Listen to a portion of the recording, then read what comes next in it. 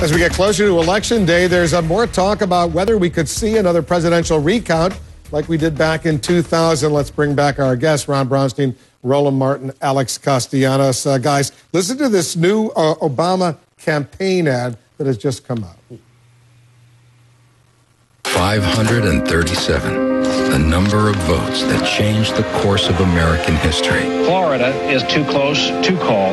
The difference between what was and what could have been. So this year, if you're thinking that your vote doesn't count, that it won't matter, well, back then, there were probably at least 537 people who felt the same way. All right, Roland, that's a pretty good ad. That's a great ad. It's a very good ad. But you know what? There's a lot of concern that Democrats have that the base 4 years ago that was so energized, young people, and a lot of others, they were working really hard for the president, the then candidate at the time. They're not that energized right now. And that ad obviously is designed to get them going. There are two ways to get folks excited to vote, and that is the promise of certain things. We saw Hope and Change in 2008, or you scare the hell out of them. So it works. And so, look, I've been to a lot of radio interviews across the country talking about voting, different parts of the country. And I say, look, I'm tired of people who complain about our country, who whine about certain things. My response is very simple. Either you vote or shut the hell up. If you don't vote, you don't get a chance to say anything at all. So I like you scare them? Hey. And do what you got to do. And Alex, who has the better ground game in your view? I mean, a lot of it is, those field offices, and there is a lot. We've seen a few articles of people writing, the number of field offices for each campaign. Obama has significantly more field offices, but who has a better ground game in general? Do you think? You'd have to look at the ground game and say that Obama has a better ground game because he's had 5 years to build that ground game. It came off of a very successful campaign last time. No primary to divide his ground game, occupies time. But you'd rather have, even if you got a great engine, you got to have gas. You got to have passion, and passion is what fuels a get out the vote organization. Obama has a great machine, but his gas is a little watered down this year. Republicans don't have as good a machine. Very close, though.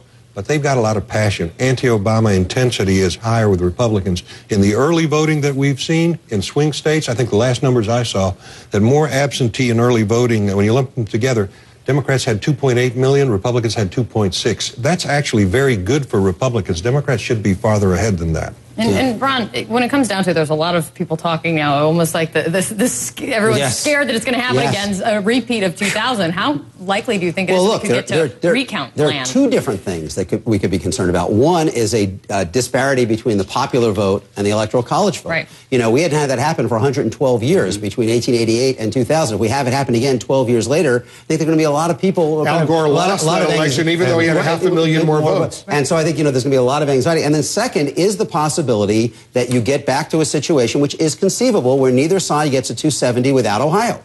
And Ohio would be the one this time, not Florida. And Ohio is a state where voting has long been a very contentious, partisan, polarized process. So, that would be kind of an ugly so instead scenario. of camping out in Tallahassee, we might be camping out in Columbus. But remember 04. President George W. Bush won by 110,000 votes, and there were a lot of Democrats who wished that Senator John Kerry had been more aggressive by having a recount in that state. So it's not like, I've been saying 12, it's going to be very much like 2004. And if we get an electoral college tie, of course, the House picks the President of the United States, but the Senate gets to pick the Vice President. We could end up with Romney-Biden, but a lot of senators don't, frankly, like Biden. What if we could end up with Romney and Hillary? This could be the strangest political year ever. It's already been a pretty good contender. In some ways, the bigger message, this could be the third out of the last 4 presidential elections that are virtually a photo finish. I mean, we are a country that is divided almost exactly in half. At the same time, the parties are utterly divergent in what they want to do. So how do you govern a country that is simultaneously deeply and closely divided? That's going to be the big challenge for whoever wins. I've spent a lot of time reading the Constitution on what happens if there's a 269 tie in the electoral college. It's not easy to sum up. There's a compromise candidate who can bring everyone together. Where would we find one of those? We see it in all our politics. You better go get Michael Douglas from the American President or something like that. Right. That's a Hollywood version. Could be a major motion picture. That's the only thing. It takes more than the president to do that. Thanks very much. At the top of the hour.